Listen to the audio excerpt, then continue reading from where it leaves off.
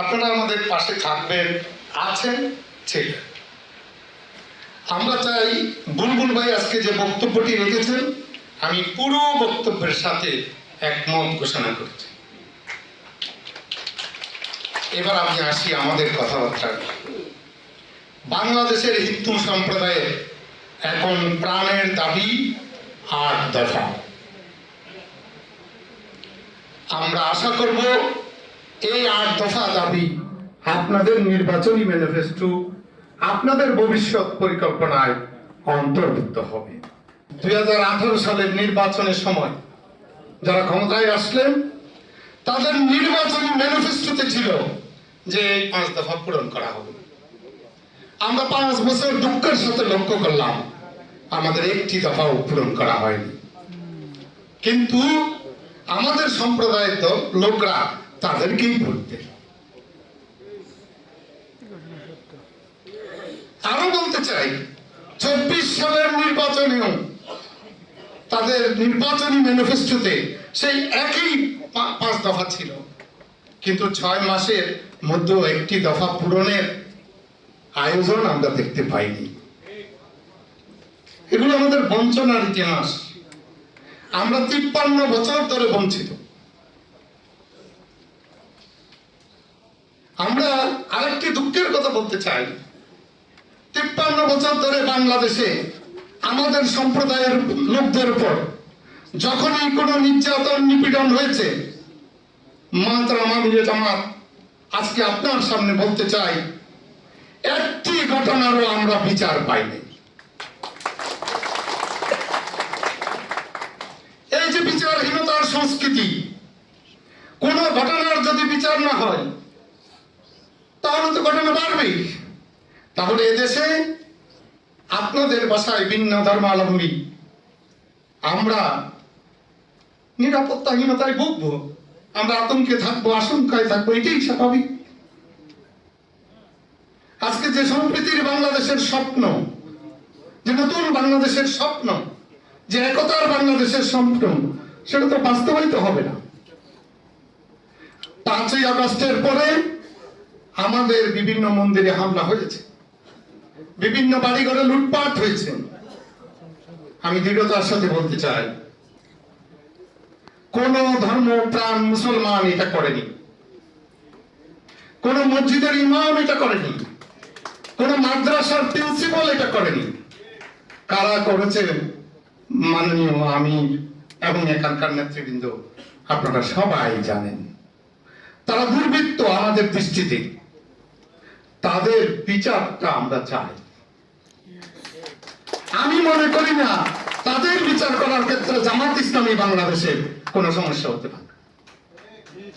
আমরা যে 8 দফার কথা বলেছি, সেখানে যে শত্রু সম্পত্তি, অর্পিত সম্পত্তি, আগের সরকার 15 বছর ধরে আমাদেরকে আশা দিয়ে কোনদিন পূরণ করে নাই, কারণ তাদের পক্ষে অসুবিধা আছে।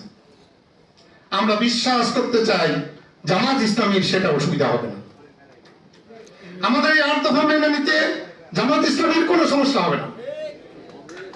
মাননীয় আমাদের জামাত, এই যে আন্দোলন হয়েছে, এটা বৈষম্য বিরোধী আন্দোলন। কিন্তু আমরা কি দেখলাম, এই 5 তারিখের পরে অসংখ্য চুক্তিভিত্তিক নিয়োগ হয়েছে, কিন্তু দুর্ভাগ্যের পরিহাস, আমাদের সম্প্রদায়ের কেউ কোন লোককে চুক্তিভিত্তিক নিয়োগ দেওয়া হয়নি। বিশ্ববিদ্যালয়ে কোথাও একজন বিসি, একজন প্রো-বিসি, একজন রেজিস্ট্রার কোথাও দেওয়া হয়নি। এটা কি বৈষম্য নয়? আমরা আপনাদের কাছে আস্থা রাখতে চাই যে আপনারা এটা করবেন না, আমাদের দিকে দৃষ্টি রাখবেন। এবং আজকে দেখেন যে 47 সালের যখনই আমরা সংখ্যা কম, এরপরে সেই 46 দাঙ্গার পরে তো যেগুলো হয়েছিল, সেটা 1964 সালে সমস্ত বাংলাদেশের সমস্ত অঞ্চলে ব্যাপকভাবেই হামলা হয়েছে, দাঙ্গা হয়েছে, বিভিন্ন কিছু হয়েছে। এবং 1971 সালে কিন্তু আমরা এটা ভুলে যেতে চেয়েছিলাম যে বাংলাদেশ স্বাধীন হলে হিন্দু মুসলিম মিলেমিশে সব একাকার হয়ে যাবে। কিন্তু দেখলামটা কি, এই স্বাধীন দেশে শুধু হিন্দুদের সম্পত্তি কিন্তু এনিমি প্রপার্টির তালিকায়। এই দেশে বাংলাদেশের হিন্দুরা কিন্তু শত্রু ছিল না, স্বাধীনতার সপক্ষের শক্তি। এরপরেও কিন্তু আমরা শত্রুর তালিকায় পড়ে আছি। তো সেই কারণে আমরা যদি নাও চাই, এরপরেও ধরেন বাংলাদেশে তো এখন রাষ্ট্রধর্ম ইসলাম এখন আছে, এটা তো ধর্মনিরপেক্ষ রাষ্ট্র নাই। তো সেই দিক দিয়ে কিন্তু বাংলাদেশের মানুষের মধ্যে হিন্দু সম্প্রদায়, বৌদ্ধ কিংবা অন্য যারাই আছে একটু হলেও হীনমন্যতায় ভোগ করে। তো আমরা যেটা চাই যে যেহেতু আমাদের জামাতে ইসলামী দীর্ঘদিন ধরেই আমরা পরিচিত, জামাতে ইসলামের আমরা দেখতে চাচ্ছি যে জনগণের খেদমতকারী একটি দল। সারা বাংলাদেশে বহুদিন আগে আমি এক সময় গিয়েছিলাম, সেই সম্ভবত 1991 সালের নির্বাচনের সময় ফেনীতে। তো ওইখানে ইসলামিক ব্যাংক বাংলাদেশের ভাইস প্রেসিডেন্ট ছিলেন সেই মোহাম্মদ ইউনুস সাহেব। তো ওনার ওখানে উনি একবার ইলেকশন করেছিলেন, সেই এলাকায় আমি একটু গিয়েছিলাম। ওখানে গিয়ে সমস্ত বাড়িতে আমরা ঘুরেছিলাম আমার সাংগঠনিক কাজে। উনি বললেন যে ওই ওখানকার হিন্দুরা বলছেন যে প্রত্যেকটি জেলে পরিবারকে ইউনুস সাহেব প্রত্যেকের জাল কিনে দিয়েছেন। তা আমি বললাম যে কি জন্য? বললো কি জন্য দিয়েছে, আমরা গরিব মানুষ তাই দেয়। আমি বললাম ভোট দেবেন? কয় না। তাহলে তো ভোট দেবেন না। দেখেন, ভোটের আশা ত্যাগ করে তারা কিন্তু ভোটের আশা কিংবা প্রতিশ্রুতি যে আমরা ভোট পাবো সেইভাবে কিংবা দেন আমাদের ভোট দেন, আমরা ক্ষমতায় গিয়ে আপনাদের সেবা করবো, সেইটা না। আমরা যেখানে দেখছি আমাদের সন্তোষদা কিন্তু একটু আগে বলেছেন যে উত্তরবঙ্গে যারা তাদের ভোট দিবে কি দিবে না সেই আশা নিয়ে তারা কিন্তু যায়নি। আমরা জানার আগেই আমির জামাত ওখানে গিয়ে পৌঁছে গেছে, প্রত্যেক পরিবারে তারা তীর্থযাত্রী। এবং বিভিন্ন জায়গায়, খালি এখানে আমরা কক্সবাজারে দেখলাম, তারপর সারা বাংলাদেশে বিভিন্ন জায়গায় যেটা আমরা করতে পারি না সেই কাজগুলো তারা করেছে। তো সেই জন্য আমরা পূজার সময় ঢাকেশ্বরী মন্দিরে আমরা গিয়েছি। আমি যখন গিয়েছি তার আগেই দেখলাম যে জামাতে ইসলামের কর্মীরা ওখানে কিন্তু মন্দির পাহারা দিচ্ছে সারা রাত ধরে। আমরা 1-2 ঘন্টা থাকার পর আর বিরক্ত লাগছে, থাকবো না। আমাদের ছাত্র মহোদয়ের সভাপতি বসেছিল দীর্ঘ সময়।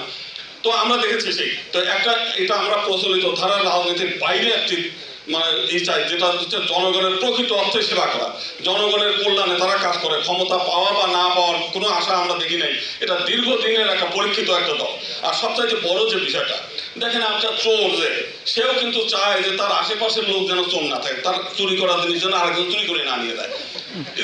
না, এই বিষয়টা আমরা দেখেছি এর আগে জামাত ইসলাম একটা যৌথভাবে বিএনপির সঙ্গে ক্ষমতায় ছিল, সেখানে 2 জন মন্ত্রী ছিল।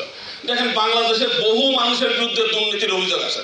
এই জামাত ইসলামের 2 মন্ত্রীর বিরুদ্ধে আজ পর্যন্ত মানে তার চরম শত্রু তারাও কিন্তু বলতে পারে না যে তারা অসৎ। এটা আমাদের জন্য গৌরবের। আমরা তো সবসময় চাই যে একটা আদর্শ রাষ্ট্র হোক, সৎ নীতি হোক, যাতে পাশের মানুষ ভালো থাকলে তো আমিও ভালো থাকি, পাশের লোক দুষ্ট হলে তো আমিও আমার জন্য ক্ষতিকর। তা আমরা চাই একটা সৎ এবং আদর্শ একটা মানে সমাজ গড়ে উঠুক এবং রাষ্ট্র ক্ষমতায় যারা বসুক তারাও যেন একটা সৎ আদর্শবান লোক হোক। এবং সেই জিনিসটা প্রতিশ্রুতি কিন্তু একমাত্র জামাত দেয়। আর কোন দলের রাজনৈতিক নেতারা কিন্তু বলে নাই যে আমরা একটা সৎ এবং আদর্শ রাষ্ট্র আমরা করতে চাই এবং সৎ নেতা চাই, এই জিনিসটা না। তারা প্রতিশ্রুতি দেয়। তারা বলেছেন কিন্তু যে এরকম আওয়ামী লীগ আমাদেরকে ভিকটিম বানায়, একেবারে জিম্মি বানিয়ে রেখেছে সেই 1954 সাল থেকে। আমরা জিম্মি হয়েছিলাম তাদের কাছে। আজকে সেই জিম্মি দফা থেকে আমরা মুক্ত হয়েছি। আমাদের জামাত ইসলামের কাছে একটা আবেদন যে আপনারা সবসময় আমাদের কল্যাণ করেন, বিভিন্ন সময় আমাদেরকে রক্ষা করেন সবকিছু। এইবারে একটু আমাদেরকে যাতে আমরা আমাদের মন্দিরগুলো আমরা নিজেরা রক্ষা করতে পারি, আমাদের বিভিন্ন সময় যে বিপদে আপদে যাতে আমরাই তাদেরকে মানে পাশে দাঁড়াতে পারি। আমরা যাতে পার্লামেন্টে আমাদের কথাগুলো আমরা বলতে পারি। সমস্ত বাংলাদেশের যেন সমস্ত জায়গায় নেতা যেন হিন্দুদের থেকে, বৌদ্ধদের থেকে, খ্রিস্টান থেকে তাদের নেতা তারা যেন নির্বাচন করতে পারে। অন্যের দয়া দাক্ষিণ্য আর কতক্ষণ চলতে চাই? আমরা এই দেশের নাগরিক হিসেবে আমরা পৃথক নির্বাচন ব্যবস্থাটা চাই।